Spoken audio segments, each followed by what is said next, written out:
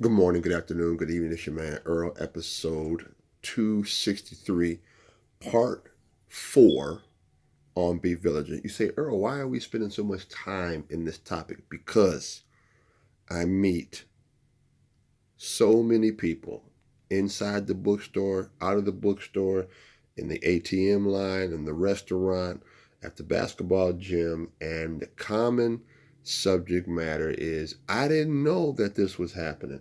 Oh, this caught me by surprise. Or I don't want to deal with this, or I don't want to deal with that, or do I have to? Yes, you have to deal with it. Because if it don't come up now, it's going to come up in October. It's going to come up in November. It's going to come up in December. It's going to come up in 2024. You know that there are issues and challenges that, guess what? I don't want to deal with. You don't want to deal with. We don't want to deal with.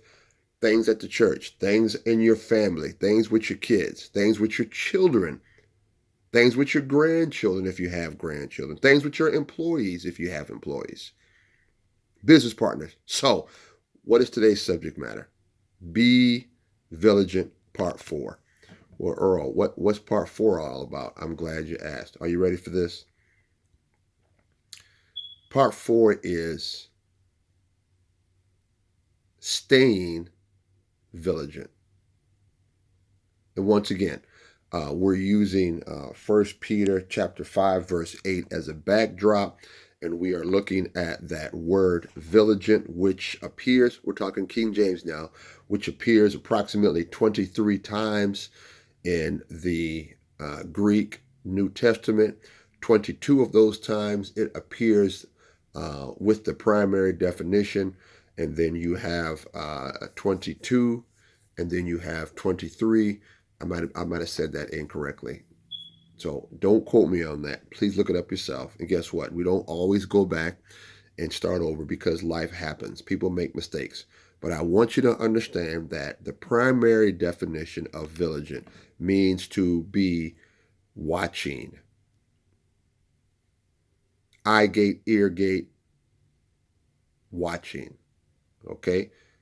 You say, Earl, can you watch with your ears? Yes, you need to be watching what people are saying to you. Okay, it's more than just the words. It's also their actions matching up with their words? Are your words matching up with your actions? So you got to be watchful about what you listen to. It's not just about sight.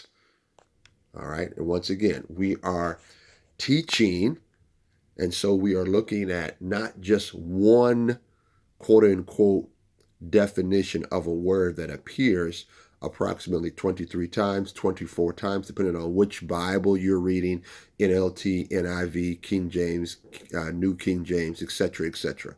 So we're teaching, okay? We are teaching about a particular word.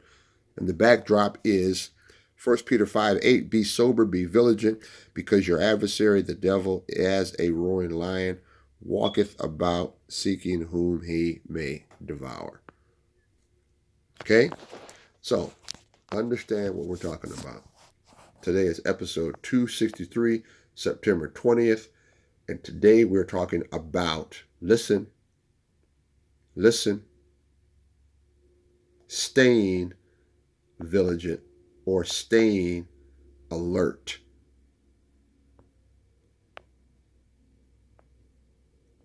Not sleeping, or to be, watch this, sleepless. Well, Earl, you got to rest. That's right, you do have to rest.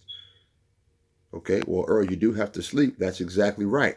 You do have to sleep. So why would the scriptures use a word meaning to be sleepless, to be wakeful? And the proper definition is no sleeping. Figuratively, excuse me, I choked a little bit. Staying vigilant, alert, and attentive. Watch this. And here's the crux of here's today's subject matter. Are you ready for this? Without any unnecessary time off. Now we can end the video. Right there. There are people who take Unnecessary time off because they are not resting, they are neglecting their watching and watchfulness responsibilities. If you're a pastor, if you're a minister, if you're a leader, if you're a mom, if you're a dad, if you're a parent, if you're a grandparent, there are times when you rest. Absolutely.